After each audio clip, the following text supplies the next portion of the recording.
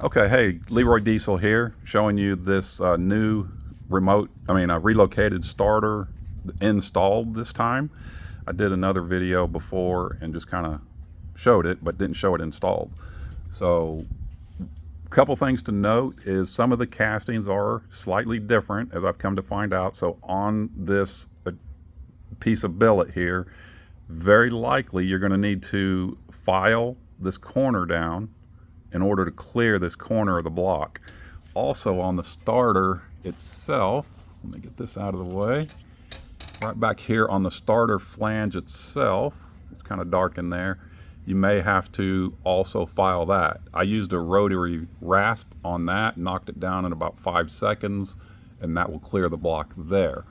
The other potential issue is if you have these issues with this particular type of casting, then there's also a possibility that the flex plate and the starter gear are going to be too close. Right now I've got this spaced out, and I'm going to pause the video and show you that in just a second, but you'll probably going to need to add a spacer in there behind the flex plate and the crankshaft.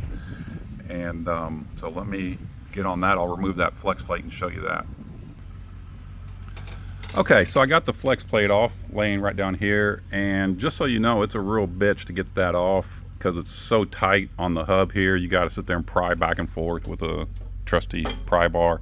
Don't tweak that out of shape, but just get in behind it and start working it off, work your way around, get it off of there. So here is the little spacer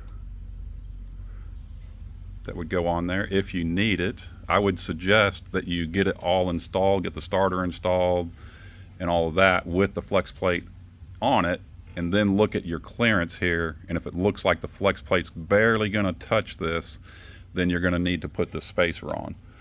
And it just, in the viewfinder here, one-handed, yeah, it just goes on like that. It only goes on one way, and then you'll throw the flex plate back on it, bolt it up, torque it down, and then at that point you should have plenty of clearance like I showed you in the previous clip. When the starter gear retracts, then you'll have plenty of clearance. And I'm also going to see about making this adapter where it's thicker, and the problem though is I don't know which casting you have, so I may just leave it like this and then I'll put the spacer in the kit also. Anyway, that's about it. Just wanted to show you that.